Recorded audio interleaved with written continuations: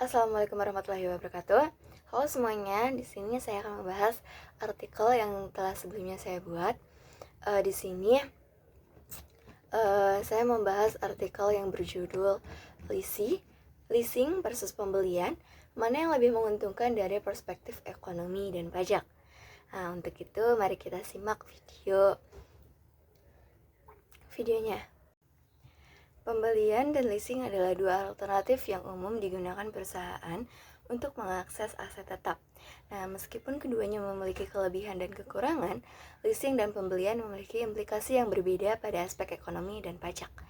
Nah, dalam artikel ini kita akan membandingkan leasing dan pembelian dari perspektif ekonomi dan pajak untuk menentukan mana yang lebih menguntungkan. Nah, leasing sendiri adalah perjanjian sewa antara lessor dan lease untuk menggunakan aset tetap dalam jangka waktu tertentu. Leasing dapat menjadi alternatif yang lebih efektif dibandingkan pembelian aset karena biaya yang dikeluarkan hanya meliputi biaya sewa dan biaya penyusutan atau depresiasi. Leasing juga dapat menekankan jumlah biaya yang dikeluarkan karena lessee tidak perlu membayar biaya pajak pada awal penggunaan aset. Pembelian aset tetap sendiri yaitu proses yang melebihi tradisional, di mana perusahaan membeli aset secara langsung dan menjadi pemiliknya. Nah, pembelian aset tetap dapat memiliki biaya pajak yang lebih tinggi karena perusahaan harus membayar pajak pada awal penggunaan aset. Namun, pembelian aset tetap dapat memberikan kelebihan lain seperti memiliki hak milik aset dan tidak terikat kontrak sewa. Nah, tadi kan sudah dijelaskan mengenai leasing dan pembelian. Nah, dari segi ekonomi maupun dari segi pajak, di antara kedua itu mana yang lebih menguntungkan? Kita akan bahas di slide selanjutnya. Dalam analisis pajak, si leasing dan pembelian memiliki perbedaan yang signifikan.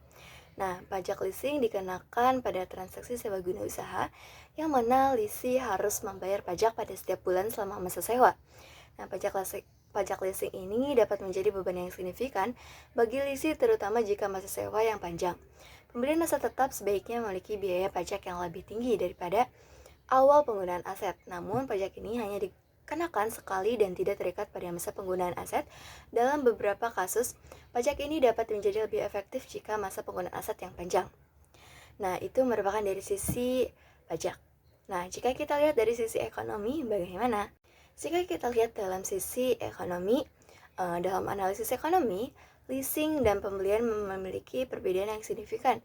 Leasing dapat menjadi alternatif yang lebih efektif jika biaya sewa dan biaya penyusutan atau depresiasi lebih rendah dibandingkan dengan biaya pajak pada awal penggunaan aset.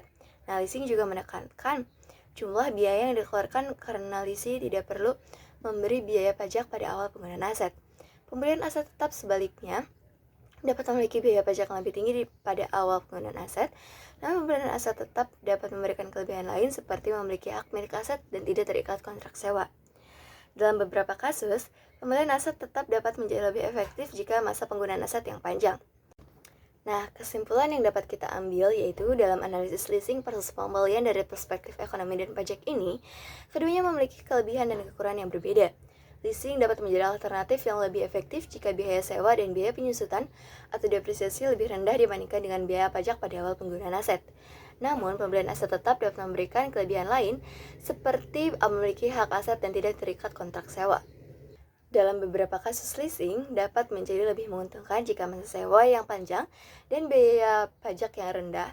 Namun pembelian aset tetap menjadi lebih menguntungkan jika masa penggunaan aset yang panjang dan biaya pajak yang tinggi. Oleh karena itu, perusahaan harus mempertimbangkan faktor-faktor yang relevan sebelum memutuskan mana yang lebih menguntungkan untuk mereka. Terima kasih untuk semuanya yang telah menyimak sampai akhir video ini. Sekian dari saya, untuk kurangnya saya mohon maaf. Wassalamualaikum warahmatullahi wabarakatuh.